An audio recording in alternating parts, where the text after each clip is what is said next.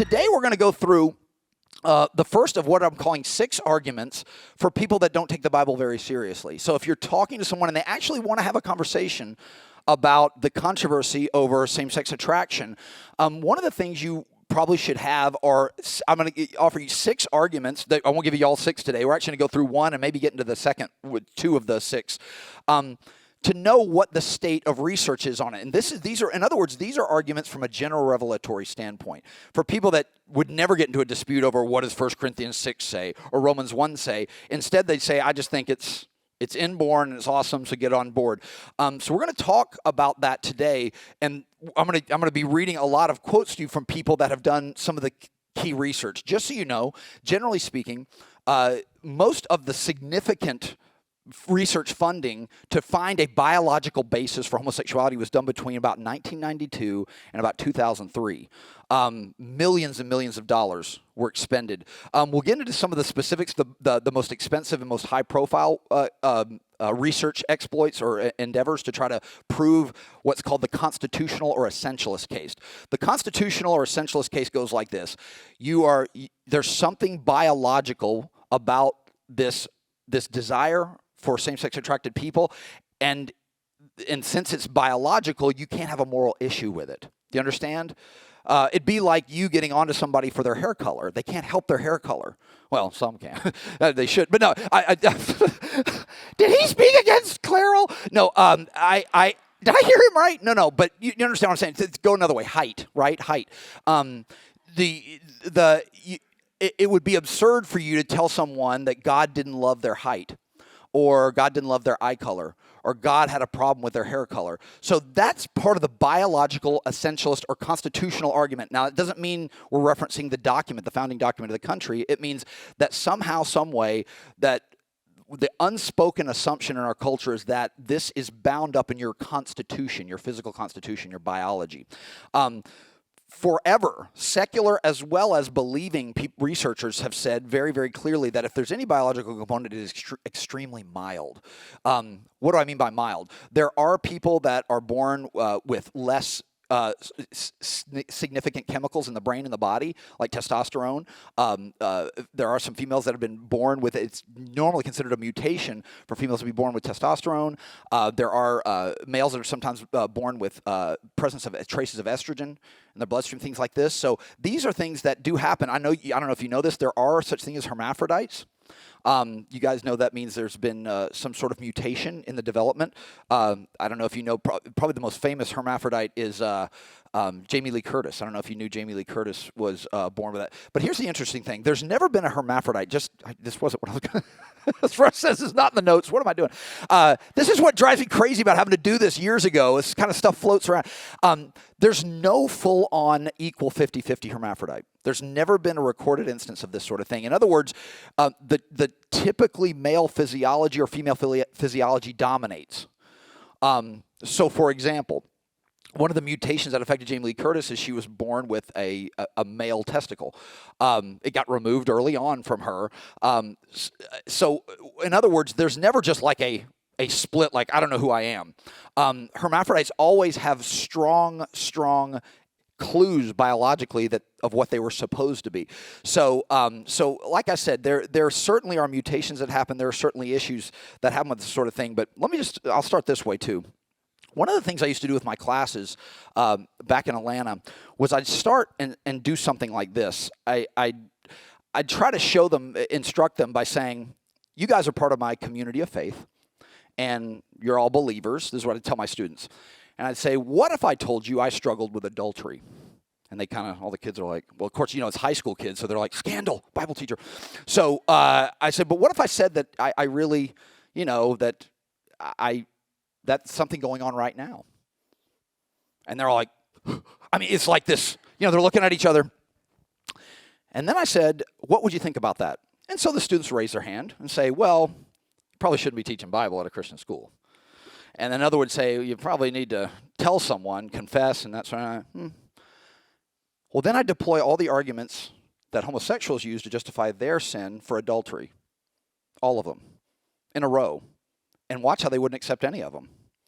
So I'd say something like this. I've always felt it was natural to break promises since I was little. I've always been a natural sort of liar, really. So this has always felt natural from when I was a toddler, just to break promises. And I've always, I've always found that the minute I commit to somebody, I'm already feeling this strong desire to do something else. I know in the Bible it says you shouldn't, do that sort of thing, cheat on your spouse. But, I mean, do we follow all the Bible rules? And isn't that Old Testament? I'm not sure if it's New Testament anyway. I mean, I think Jesus might talk about it, but I'm not sure. But anyway, in either case, in Matthew 7, he says, judge not. What do you, are you saying you don't sin? Do you keep all the biblical rules? Why shouldn't you have to stop coming to this school for gossiping? And they just kind of sit there and stare. And I was like, now look, I run all these arguments to show you can use these arguments to justify any sin at any time and any place. This just happens to be the socially accepted sin of the moment, right? You can run this sort of thing. I do the next day. I come in the next day to class and I'll go, hey, thief, I'm stealing today. I stole some of your stuff today. Don't run that. Judge not. And I run the whole thing again. I did it about 3 mornings in a row to try to show them you don't accept these and other non-socially conditioned sins or socially acceptable sins. So I try to show that this is something you don't really. They're only convincing in order for people that want to avoid conflict, which is what we all want to avoid. But these aren't persuasive arguments by any stretch of the imagination, because they're convertible to other sins, but you don't feel the effect of them with other sins, at least not to this point. So one of the things I do is I try to run them through that sort of thing, do the biblical arguments that people deploy, as well as the other arguments. There's no choice involved, and don't we all sin? This sort of thing. So we're going to talk about this today, and like I said, it's going to be an odd move, because I think even if we get to it, there's no scripture in this one, because here's the point of this next segment. It's so that you can discuss this plausibly. Long story short, for number one, it's this. The evidence just isn't there for a genetic basis of homosexuality. The science just doesn't support it. There's no nice way of saying this. There was at least nearly a 20-year effort. Some researchers in psychological journals called it that tricksy gay gene. Tricksy is a reference that Gollum used to try to find that tricksy ring in Lord of the Rings when it was hiding from him. So it has been a frustrated effort to try to find some genetic basis for this proclivity. Just so you know, too, one of the arguments, I use the analogy of addiction. I think that's a really good one. That when a number of factors, somebody just doesn't ride down the road and go, I'm an addict. They don't normally do that. So when somebody says, yeah, you think I can just choose not to do it? It's the way I feel. Well, just like an addict feels out of control of their proclivities, so too, I would say, with this sexual proclivity as well. So I use a lot of analogies with regard to addiction. Don't you think I'd choose today to switch it? Or it wasn't a moment where I'm riding down the road. Did you ride down the road and go, I'm going to be a heterosexual? Of course not. No, it was a complex convergence of a number of different experiences, right? So we don't want to use a false argument here to say, well, if I'd choose to change it today if I could. It wasn't as quick as a choice I made, some discrete choice at a certain moment in time. No. It's a complex number of environmental choices, direct and indirect, that lead to this feeling very natural. So, and like I said, if there's any biological component, it's mild at best. That's at least the argument I'm making, and I think the science supports that sort of thing. So let's look at some people. In the first place, I would suggest starting in a conversation with somebody is to say, even today, books that study genetics, if there was a gay gene found, they'd highlight it. They'd probably do an entire chapter on it. Not really. The gene study and gene therapy is probably the cutting edge of medical research right now, that along with nanotechnology. They still don't have this. If there was some major discovery of a gene, a gay gene or series of genes that sort of coded for this behavior, you'd hear about it. It would be featured front and center in genetics textbooks. It's just not there. So Lewontin Rosen came in. This is from 1984. This is back when they were beginning the research project. I'll give you the quote here. Up to the present time, no one's ever been able to relate any aspect of human social behavior to any particular gene or set of genes, and no one has ever suggested an experimental plan for doing so. Thus, all statements about the genetic basis of human social traits are necessarily purely speculative, no matter how positive they seem to be. Now, that's an old quote. A lot of research has been done since then, Mulvihill. But again, just because there's a correlation doesn't mean one thing caused the other. Just because there's influence doesn't mean you're destined to be a certain way. So I wanted to let you know, even early on, there were experts that aren't, but most of these aren't Christians, that would say, okay, you don't want to get into, it's already a big problem if you get into what's called genetic determinism. Have you ever thought about that? That if your genes make you do it, what that means for civilized culture? We'll talk about that in the second argument. But first, let's just go through the sound offs here.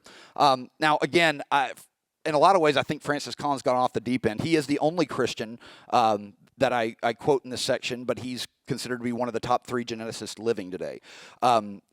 Listen to Collins here. There's an inescapable component of heritability to many human behavioral traits. So he's saying, yeah, there's something about, there's a heritable component to many human behavioral traits. For virtually none of them is heredity ever close to predictive. In other words, no matter what you were born with biologically, it doesn't have a predictive component. You can say, well, they're going to be this way. An area of particularly strong public interest is the genetic basis of homosexuality. Evidence indicates that sexual orientation is genetically influenced but not hardwired by DNA, and that whatever genes are involved represent indirect predispositions, not predeterminations. In other words, it is a controllable thing that can be affected by choice and is not a behaviorally heritable trait. So again, he would say it's just the same line we're taking in here, and the same line in that book I suggested, Homosexuality and the Politics of Truth by Jeffrey Satinover. There is a biological component. It's a mild one at best. Ed Stein here. Genes in themselves cannot directly specify any behavior or psychological phenomenon. Instead, genes direct a particular pattern of RNA synthesis, which in turn may influence the development of psychological dispositions and expression of behaviors. There are many intervening pathways between a gene and a disposition or behavior, and even more intervening variables between a gene and a pattern that involves both thinking and behaviors. No one has presented evidence in support of such a simple and direct link between genes and sexual orientation. Now, that's a long way of saying there's a lot of intervening pathways between someone saying a behavior is habitual and especially when it comes to with homosexuality, it's particularly interesting because it's a complex behavior preceded by complex thought. So again, here we have non-Christian researchers that are leaders in their field saying you just don't have this one-to-one thing, a group of genes or a gene or a biological component that's strong enough to say that you're going to be this way no matter what, like height, hair color, or eye color. Okay? I think I skipped Baker. I did. Let's go to McInerney and Rothstein. McInerney and Rothstein worked with Francis Collins on the Human Genome Project. I am not sure. I do not believe, I don't know what their faith commitment is, but I don't think they profess anything publicly. So listen to their quote here. This is them writing cooperatively in a medical journal. How do genes influence behavior? No single gene determines a particular behavior. Behaviors are complex traits involving multiple genes that are affected by a variety of other factors. This fact often gets overlooked in the media report hyping scientific breakthroughs on gene function, and unfortunately, this can be very misleading to the public. You got that right. There's a lot of people you talk to, just person on the street, that thinks this is the argument's long over, that this is biological, and thus, if you speak about it, you're speaking against someone's heritability things like height, hair color, and eye color. I'm not going to do Blafler Hardy either, but let's do Doug Abbott here. Doug Abbott. I believe that genetic evidence for homosexuality is just not there. It's the values and politics of homosexuals and their supporter that's driving the gay agenda, not good science. I'm, again, trying to prove this as well. The science just isn't there. That's Doug Abbott. Again, all of these people have relevant credentials in relevant areas, and most don't share my Christian background. This was one that I had to translate from the German, not out of my own mind. I had to use a translation device. But this woman is known to be one of the most respected German pediatricians. This Christy Ruth von Holt. Listen, there's only one point on which today's scientists agree: homosexuality is simply not innate and born. It is true that scientists who are close to the homosexual movement have been trying hard to identify a special gene, specific brain function, or specific brain structures and a modified hormone balance as possible causes of homosexuality, but none of these attempts have been so far successful. The claim that homosexuality is innate is scientifically not tenable. You can't offer the science to show this is a slam dunk for it being heritable, inherited trait biologically. Nathaniel Lehrman, who's a former chairperson for the task force on religion and mental health. All the research attempting to prove the physiological basis for homosexuality have been abandoned. This was by around 2005. Almost every physical attempt to link homosexuality to biology had been abandoned by 2005 after spending millions of research dollars. Nevertheless, considerable grant money has been available in this country for research seeking to show a genetic basis for homosexuality. Researchers now openly admit that after searching for more than 20 years, they're still unable to find a gay gene or genes, is what Lehrman says here as part of that mental health task force. John D'Amelio is a particularly... why is this important? This is an enemy source, right? This is somebody who thinks Christianity is bad for culture. This is somebody who, as an advocate for homosexual rights, well-known gay activist, professor of history and gender and women's studies at the University of Illinois, John D'Amelio. Listen to this quote. Born gay is an idea with a large constituency, LGBT and otherwise. It's an idea designed to ally the ingrained fears of a homophobic society and the internalized fears of gays, lesbians, and bisexuals. What's most amazing to me about the born gay phenomenon is that the scientific evidence for it is as thin as a reed. Yet it doesn't matter. It's an idea with such social utility that one doesn't need much evidence in order to make it an attractive, incredible. John D'Amelio, a guy who does not share our religious worldview, our metaphysical position, and is somebody who's all for the side. He would be a secular modern progressive if there ever was one. Neil Whitehead, PhD in biochemistry. This is what's called a meta-study. This is the summary, concluding statement of a meta-summary where he takes over 1,000 studies. I think it was 1,000, was it? Yeah, more than 1,000 scholarly publications concerning the subject. So psychological, biological, and then, okay, what's the summary? You know, I don't know if you know this. You have to do this. There's so much research going on that medical professionals, professors, and to keep up with the field, sometimes they need someone to summarize the trends in all these things. So somebody goes through and reads them with their team, and then they give them what the concluding bottom line is. These are called meta-summaries, summary statements of other of research and scholarly work. I don't know if you know this. One of the reasons why therapists tend to be more bad than good, there's more bad therapists than good ones, is usually two reasons. And I'm not just actually I'm bagging on therapists, but you've experienced this. Most people shake their head like, that's right. One is they can't apply what they're telling you to do. They can't apply very well what they're telling you to do. So that's one reason there's more bad ones than good ones. The second is they don't keep up with their field very well. They got their degree and now they're done, and they don't know they haven't been able to keep up with these sort of these trends going on in the research area of psychology and psychiatry. So listen to Neil Whitehead here. Geneticists, anthropologists, sociologists, endocrinologists, neuroanatomists, medical researchers are in broad agreement about the role of genetics in homosexuality. Genes don't make you do it. There's no genetic determinism, and the genetic influence is at most minor. Let me give you an even stronger enemy of Christianity, because they're big-time pro-Freudian. The American Psychological Association, the APA. First quote, if this is the only quote you get today, this will be worth it for you. To date, there are no replicated scientific studies supporting any specific etiology, biological pathway for homosexuality. Let me give you the longer quote from the APA. During the last 40 years, the majority of same-sex attracted studies have been conducted, reviewed, and or published by homosexuality-affirming researchers. So they're already saying there's a bias. Bias doesn't mean you can't do good research, but there's already a bias there. Many of whom are also openly homosexual. Virtually all of the studies were touted by the media as proving that same-sex attraction is inborn, biological.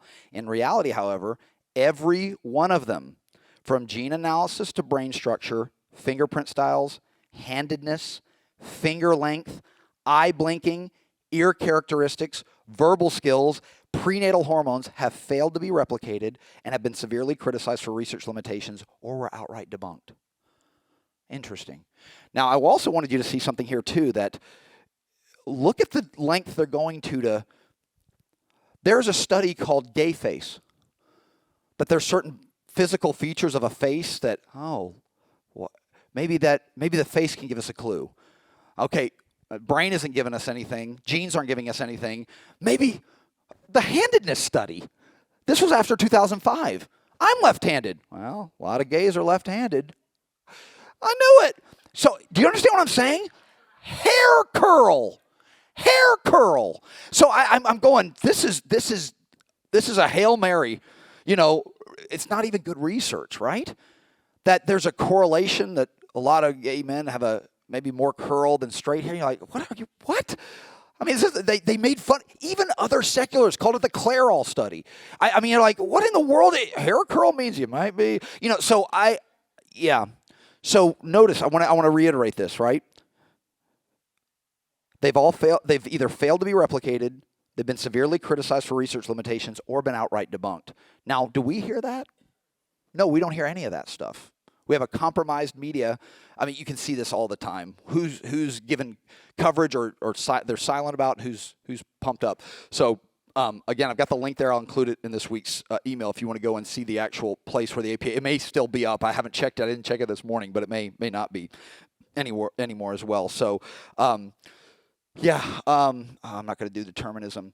Friedman Downey, these are psychiatric researchers well respected at Columbia University. Again, do not share our religious background. At clinical conferences, one often hears that homosexual orientation is fixed and unmodifiable. Neither assertion is true. The assertion that homosexuality is genetic is so reductionistic that it must be dismissed out of hand as a general principle of psychology. Now, that's a mouthful, but it means this. There's no sense counseling someone if they're determined by their genes to do it. You've just defeated all teaching, counsel, advice, right? My genes made me do it. So you see what it's saying? Like, our very discipline at Columbia University is in trouble if, I mean, do you want to go down that road? You seem unteachable. Maybe you're genetically unteachable. You're dumb. Oh, we're not going to test for that, are we? Actually, we are. So not test for that, but test for other things. So that's the idea. I also wanted to bring you something. I was going to do this before we prayed today, but this is where the rubber meets the road. This week they decided the court date for a pastor, and this isn't in like Pakistan or a place like Afghanistan or something like that, or even Bali or Thailand. Let me make sure I get it right. Yeah, here we go. I'm gonna read this very quickly. So this is in Finland. Again, I'd say a first world European culture, right? So after more than 2 decades as a pastor, Juhana, Juhana, I'll give you the link in the email this week, Pohjola, has ministered to congregations as small as 30. He has spent his life building a network of faithful churches across Finland, many of which started with a few people gathered for prayer, Bible study, hymn singing, and communion. If they can get a pastor, they take him. In an in-person interview with The Federalist, Pohjola urged fellow Christian leaders to be willing to seek out one lost sheep instead of crowds and acclaim. This guy, in other words, he's a legit pastor. He's built things up from very, very small. He hasn't gone full on, he's sacrificed quite a bit to remain a pastor, has done bivocational work as well. This is a man who appears to be the first post-Soviet Union West to be brought up on criminal charges for preaching the Christian message as it's been established for thousands of years. He actually tweeted out 1 Corinthians 6 and just that's all he did. He got arrested for this, and then he had a colleague that tweeted out Romans 1. 2 things we went over in Finland. He's also charged in the case. It goes on trial January 24th. Is Pohjola, this is a fellow Lutheran and Finnish member of parliament, Pave Räsänen. Räsänen's alleged crime include tweeting a picture of a Bible verse. Potential penalties, if they're convicted, include fines and up to 2 years in prison in Finland. So they've also been brought up on charges for hate speech for writing and publishing a 24-page 2004 booklet that explains basic Christian theology about sex and marriage. It doesn't even go over the clobber passages that mention homosexuality. It just says God's plan is heterosexual monogamy. That was it. It makes the case, the opposite, the case that heterosexual lifelong monogamy is God's plan. A 2004 booklet that explains basic Christian theology about sex and marriage, which reserves sex exclusively for within marriage, which can only consist of one man and one woman for life. The Finnish prosecutor claims centuries-old Christian teachings about sex incite hatred and violate legal preferences for government-privileged identity groups. What's interesting is the book was written 7 years before Finland decided that speech critical of LGBT was hate speech. So it's actually published well before this happened. So they're actually bringing in things from the past as well. You would think that would be exempt since it was before this modern era. I mean, 2004. But that means that any public defense, of Christian teaching on sexual morality would become criminal after the bill. e.g. the Equality Act if it were signed into law. The article notes that the laws that criminalize hate speech, biblical teachings on sexuality, already exist in European countries and even in some Commonwealth countries like Australia and Canada.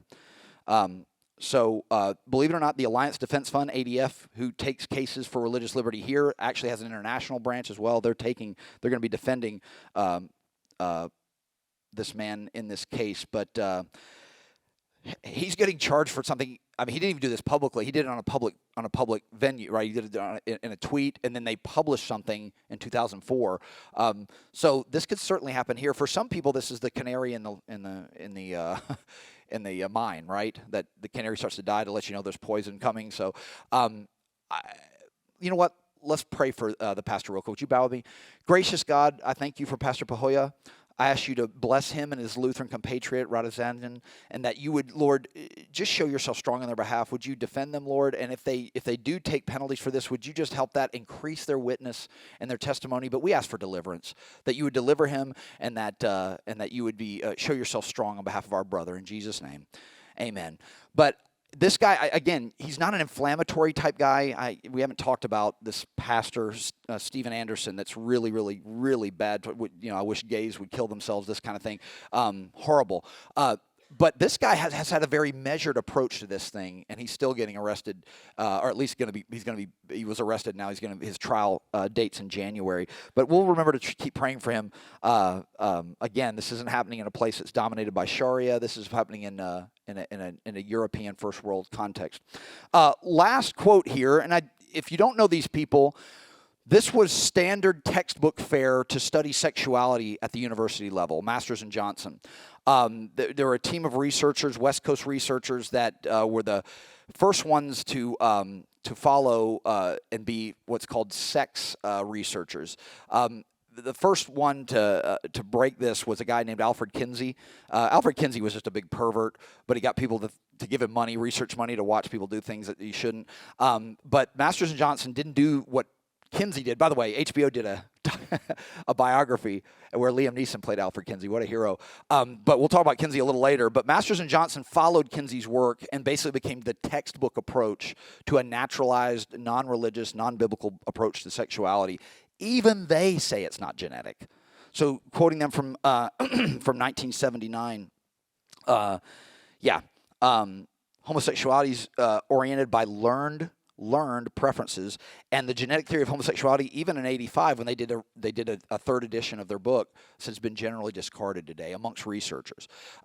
Again, you wouldn't know that the person on the street thinks it's been largely proven to be the case. So with that, let me just stop there and just see if there's any questions. I'll see if I can answer them and remember based on what I've just tried to brush up on this stuff. I haven't kept up since probably about 2014 on this. There's research newer than 2014, but any question or comment? I tend to not know much about transgender. I know a little bit because of the research, but I don't know a whole heck of a lot. But are there any questions? Yeah, Jude, go ahead. Yes,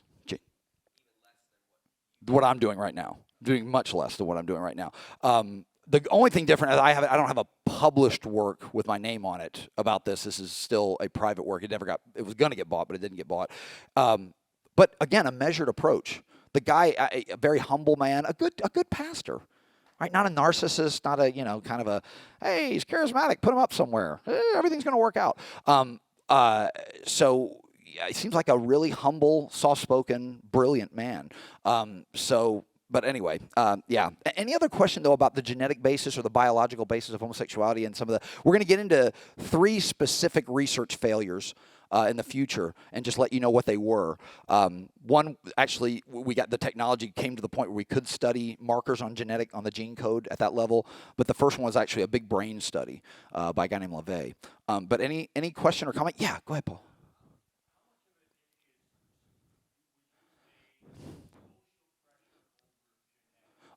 I want to say it's 90-10, and I'm not just saying that because I'm a believer. If I was again, if I didn't have any belief in the biblical text being authentic and an actual message from God that contains wisdom, and I would still say you can't. We may move as a culture, but you can't move as a culture to say science is there that's not there. It's just not there. And like I told you, it got increasingly more and more desperate as the research failures piled up, some would come back around and say, I repudiate what I tried to do. But here's the crazy part. This happens, by the way, with evolution as well. I'll just go ahead and say it. Somebody'd have a study, and they'd be a respected scientist. They'd be put on a talk show the minute it was published. And then they'd be, see, and it didn't matter back if it was far enough back on talk shows, daytime talk shows like Phil Donahue or Oprah, it became this thing where it was like, okay, before even your peers replicate it or analyze it, see, we knew it. We knew it. We knew our gay uncle couldn't help it. So it got popularized. You notice that in some of the quotes. The researchers are going, this is really misleading to the public. It gets popularized very, very quickly. Same thing happens when they find a new, skull and it's featured on the front of some scientific magazine somewhere that, see, evolution's true. It always makes me, it's just funny because if there were as many transitional remains in the ground that Darwin predicted, they would never make, there'd be so many of them, we'd be tripping over them. It would never make the cover of a magazine, right? But instead they go, see, yes, I knew it, evolution was true. And so they go through the whole interviews, newspaper article, that sort of thing, and then the retraction gets published, if it ever gets published, in the back of that journal. You know what I mean? And that's, so one of the things I used to show when we do our evolution sections, I try to show students really, really bad data, bad conclusion, pumped up, huge. See, you faith heads are idiots. And then the retraction would be later, and I'd show them one after another. Almost every Darwinian icon going down. Almost every one. Probably the biggest one was Lucy. Still making rounds in public museums and museums, natural history museums. But did you have something, Alex? Real quick, go ahead, buddy. Yes.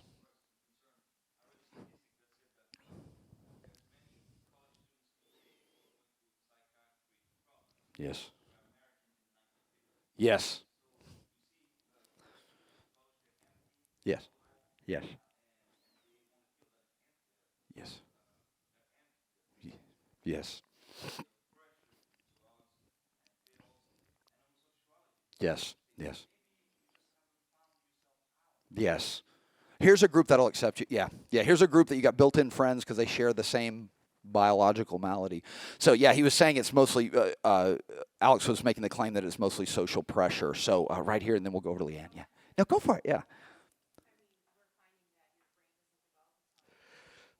Right. Right. Yeah. Yeah. For sure. For sure. Right. Yeah. No. Isn't it interesting? Yeah. Yes. For sure. Yes. Right. Right. Right. Right. Sure. Sure. Yeah. And yeah, I think you're exactly right. You could also talk about there's a strong component of peer identification, especially in groups and that sort of thing. I was talking to somebody just the other day about how, well, just for the video's sake, we just heard about how your brain doesn't really stop at least some level of positive development until 24. In fact, that's why most people think the aging apex is between 24 and 26. Because your body every 7 years replaces all your your cells, and then they start degrading around 26 and coming back not as strong. So, I'm glad to be depressed today, Joe. And no, but it's but the idea of even I loved your quote that they don't even know what pronouns are, and you're already telling them what. So let's get what pronouns are first before we start deciding to give hormone blockers and things like that. But yeah, it's there's a lot of things going on. I was talking to somebody the other day about peer identification, about how there used to be alt categories for if some child was in a peer group and didn't have a traditional male sort of, athletic or aggressive output, we wouldn't just automatically say homosexual. We wouldn't just, you know what I'm saying? Now that's the alt thing to say about a girl or a guy, and it also gets you some not getting less and less perverse attention. And, attention's everything as well. It's not just, this is not just the only explanation of what we're talking about. But I've told you guys I would even eat a raisin box to get attention of a girl in a kindergarten class. So I'm like, well, check this out. So even bad press is good press at that age. Sorry, that's not an explanation. We're not saying that's a full-on explanation. Leanne, you had something to add. Go for it. Yeah.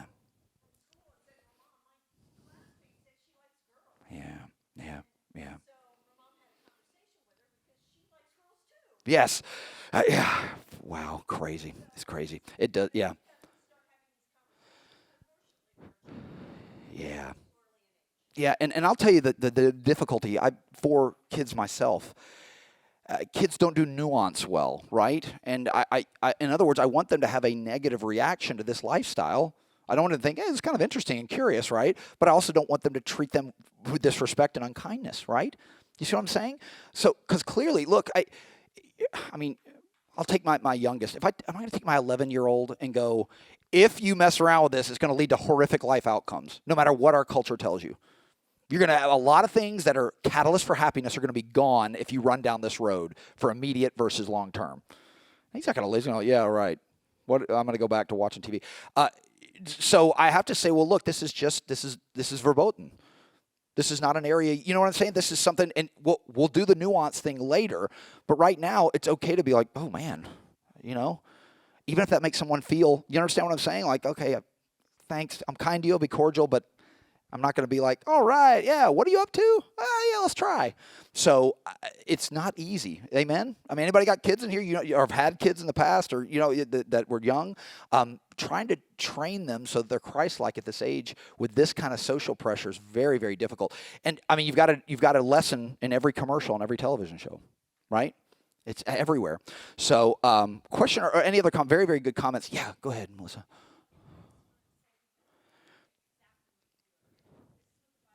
Yeah.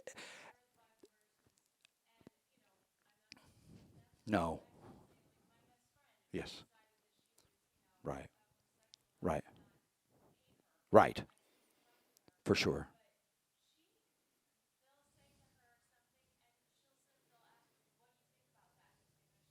Right. Yes.